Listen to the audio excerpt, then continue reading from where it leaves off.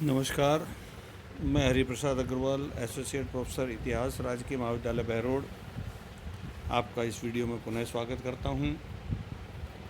और जैसा कि हमने पिछले वीडियो में देखा था इल्तुतमिश के बारे में, और इल्तुतमिश का शासनकाल का संपूर्ण अध्ययन करने के बाद हमने ये देखा था कि 1236 में इल्तुतमिश की मृत्यु हुई,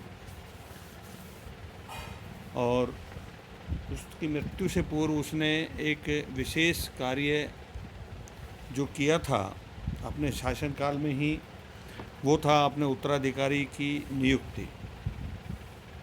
और जैसा कि हम पढ़ चुके हैं कि इल्तुतमिश ने अपनी योग्य संतानों में से किसी पुत्र को इस योग्य नहीं माना, और अपनी पुत्री रजिया को इस योग्य मानते हुए उसको अपना उत्तराधिकारी नियुक्त कर दिया था। लेकिन इल्तुतमिश की मृत्यु के बाद इल्तुतमिश की इच्छा के विरुद्ध वहाँ के अमीरों ने रजिया को सुल्तान ना बना करके उसके बड़े पुत्र को ही अपना सुल्तान चुना। और इसका कारण विशेष रूप से ये था कि इल्तुतमिश ने जिन 40 गुलामों के दल का गठन किया था, वे इतने शक्तिशाली हो गए थे कि वो सत्ता अपने हाथ में ही रखना चाहते थे, और वो किसी ऐसे व्यक्ति को शासक के रूप में देखना चाहते थे जो उनके हाथों की कठपुतली बन करके शासन करे। इसलिए उन्होंने इल्तुतमिश के सबसे बड़े पुत्र को ही शासक नियुक्त किया।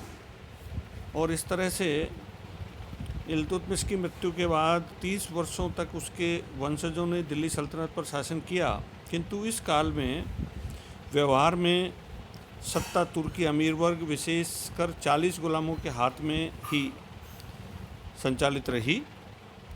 और कह सकते हैं कि इसके बाद तुर्की अमीर वर्ग और सुल्तान में सत्ता के लिए संघर्ष प्रारंभ हो गया था, जिसमें अंत में तुर्की अमीर वर्ग की ही विजय हुई थी, और इन सभी लोगों ने महत्वपूर्ण पदों और रिक्ताओं पर अपना अधिकार स्थापित कर लिया था। तो अब हम जो इल्तुतमिश के बाद जो शासक नियुक्त किया गया था रुकनुद्दीन फिरोज शाह, उसके बारे में थोड़ा सा जानना चाहेंगे। और उसके बारे में हम आपको ये बताना चाहते हैं कि रुकनुद्दीन फिरोज एक विलासप्रिय और अयोग्य शासक था। अतः उसने गद्दी पर बैठते ही अपना समय भोग विलास और आमोद प्रमोद में बर्बाद करना शुरू कर दिया, तथा शासन की समस्त बागडोर उसकी माता शाह तुर्कान के हाथ में आ गई, जो एक षड्यंत्रकारी तथा ईर्ष्यालु महिला थी। और सत्ता अपने हाथ में आते ही उसने उसका दुरुपयोग करना शुरू कर दिया। उसने इल्तुतमिश की अन्य स्त्रियों तथा उनके पुत्रों पर अत्याचार करने प्रारंभ कर दिए, तथा बहुत सारे लोगों को उसने मरवा दिया। शाह तुर्कान और रुकनुद्दीन के इस व्यवहार से साम्राज्य के अधिकांश मलिक और अमीर उसके विरुद्ध हो गए, तथा जगह जगह उनके विरुद्ध विद्रोह शुरू हो गए। मुल्तान, लाहौर, हांसी और बदायूं के विद्रोही गवर्नर रुकनुद्दीन के विरुद्ध संगठित हो गए, तथा उसको गद्दी से हटाने के लिए सामूहिक रूप से दिल्ली की तरफ उन्होंने कूच कर दिया। और इन विद्रोहियों का दमन करने के लिए रुकनुद्दीन फिरोज भी राजधानी से आगे बढ़ा, और फिरोज की अनुपस्थिति में रजिया ने उसकी तथा उसकी माता के शासन के विरुद्ध फैले हुए असंतोष का लाभ उठाया। वह लाल कपड़े पहनकर जुम्मा की नमाज के लिए एकत्रित जनता के सामने उपस्थित हुई और शाह तुर्कान के कुचक्रों के विरुद्ध सहायता की प्रार्थना की। उसने अपने पिता इल्तुतमिश द्वारा उसको अपना उत्तराधिकारी चुने जाने की भी याद दिलाई।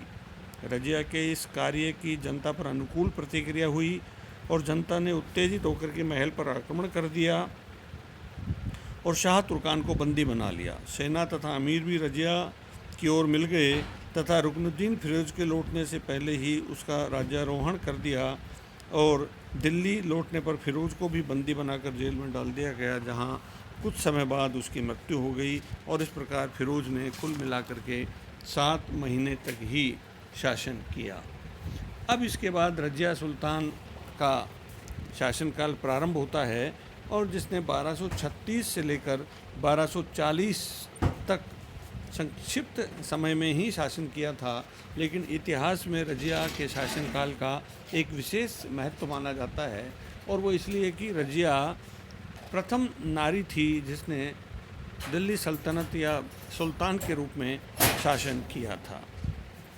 रज़िया सुल्तान दिल्ली की जनता तथा अमीरों के समर्थन से गद्दी पर बैठी थी और प्रांतों के राज्यपालों की, जो तुर्क अमीर वर्ग के शक्तिशाली सदस्य थे, सहमति प्राप्त नहीं की गई थी।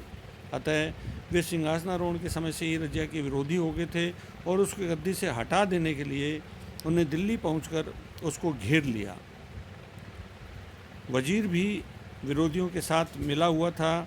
अतः रज़िया ने कूटनीति से काम लेते हुए विद्रोही सरदारों को बंदी बनाने की योजना बनाई, किंतु विद्रोही सरदारों को इस षड्यंत्र की सूचना मिल गई और वे अपना शिविर छोड़कर भाग गए, किंतु अधिकांश विद्रोहियों को पकड़ लिया गया और उनका वध कर दिया गया। इस प्रकार विद्रोही अमीरों को पराजित कर देने के बाद रज़िया की स्थिति काफ़ी दृढ़ हो गई और उसके बाद उसने शासन का पुनर्गठन आरंभ किया। निजामुद्दीन जुनैदी की जगह मुअज़्ज़मुद्दीन को वजीर नियुक्त किया गया। प्रांतों के राज्यपालों के पद पर भी उसने अपने समर्थकों को नियुक्त किया और इस प्रकार प्रशासन की उचित व्यवस्था करने के बाद रज़िया ने शासन की बागडोर पूर्ण रूप से अपने हाथ में लेने का निश्चय किया, किंतु यह तब तक संभव नहीं हो सकता था जब तक कि वह पर्दा प्रथा का त्याग करके स्वयं शासन कार्य की देखरेख शुरू ना करे। अतः उसने स्त्रियों की पोशाक तथा पर्दा का त्याग कर दिया और पुरुषों के वस्त्र जनता के सामने घोड़े की सवारी करना और खुले दरबार में राजकाज करना शुरू कर दिया। यही नहीं, तुर्की अमीरों की शक्ति और प्रभाव को कम करने तथा राज्य के उच्च पदों पर उनके एकाधिकार को समाप्त करने के उद्देश्य से उसने गैर तुर्की अमीरों को उच्च पदों पर नियुक्त करना, प्रशासन में उनके प्रभाव को बढ़ाना शुरू किया। जमालुद्दीन याकूत नाम का जो एक हबशी अमीर था, उसको अमीर आखूर यानी घोड़ों का सर्वोच्च अधिकारी पद पर नियुक्त किया और उसको अपना विश्वास पात्र बना लिया। और रज़िया के इन समस्त कार्यों से तुर्की अमीरों को बड़ा असंतोष हुआ और वे सब लोग रज़िया के शासन को उखाड़ फेंकने की योजना बनाने लगे। रज़िया को अपदस्थ करने के लिए तुर्की सरदारों ने षड्यंत्र रचना प्रारंभ कर दिया था। वे रज़िया को हटाकर ऐसे व्यक्ति को गद्दी पर बिठाना चाहते थे जो कमज़ोर हों और उनकी इच्छा अनुसार कार्य करें। षड्यंत्रकारियों का प्रमुख नेता अमीर हाजिब इख्तियारुद्दीन ऐतगीन था। षड्यंत्रकारी इस बात से भली भांति परिचित थे कि रज़िया को दिल्ली की जनता और सैनिकों का पूर्ण समर्थन प्राप्त है और इसलिए उसने राजधानी में हराना संभव नहीं होगा। अतः वे उसे दूरस्थ प्रदेश में ले जाकर उसको समाप्त कर देना चाहते थे। इस योजना के अनुसार 1240 में के आरंभ में लाहौर के राज्यपाल कबीर खां अयाज ने विद्रोह कर दिया, किंतु रज़िया ने शीघ्र वहां पहुंचकर इस विद्रोह का दमन कर दिया। कबीर खां के इस विद्रोह का दमन करके रज़िया दिल्ली लौटी थी कि उसे भटिंडा के गवर्नर अल्तूनिया के विद्रोह की सूचना मिली, जो ऐतगीन का मित्र था। इस विद्रोह का दमन करने के लिए रज़िया ने अत्यधिक गर्मी होते हुए भी तुरंत भटिंडा की ओर कूच किया और जब रज़िया अपनी सेनाओं के साथ भटिंडा पहुंची तो पूर्व योजना अनुसार उसकी सेना के कुछ तुर्क अमीरों ने विद्रोह कर याकूत की, जो रज़िया की शक्ति का मुख्य आधार स्तंभ था, हत्या कर दी और रज़िया को गिरफ्तार करके भटिंडा के किले में भेज दिया। षड्यंत्रकारियों ने अब अपनी राजनीतिक योजना को कार्यान्वित करने का विचार किया।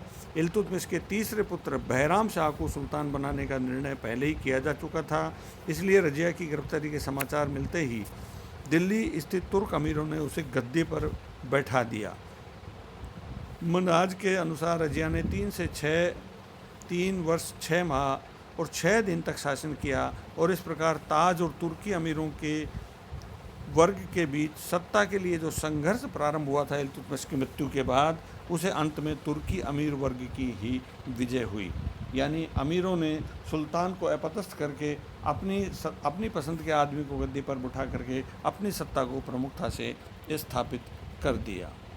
बहराम के राज्यारोहण के समय राजकीय पदों का जो वितरण हुआ, उसमें अल्तूनिया को अपनी आशा के अनुकूल पद और संपत्ति प्राप्त नहीं हुई, अतः वह नाराज हो गया। अपनी आकांक्षा की पूर्ति के लिए उसने एक और योजना बनाई। उसने बंदी सुल्तान रज़िया से विवाह करके सिंहासन पर अपने अधिकार करने का विचार किया। यह युक्ति रजिया को भी पसंद आ गई। अतएव अगस्त 1240 में अल्तूनिया ने रजिया के साथ विवाह कर लिया और वे दोनों राजधानी पर अधिकार करने के लिए रवाना हो गए। किंतु बहराम शाह की सेना द्वारा पराजित होकर गए उसको भटिंडा की ओर भागना पड़ा और रास्ते में कैथल के पास 13 दिसंबर 1240 को कुछ हिंदू डाकुओं ने उसको मार डाला। और इस प्रकार रजिया के संक्षिप्त शासनकाल का पतन हुआ।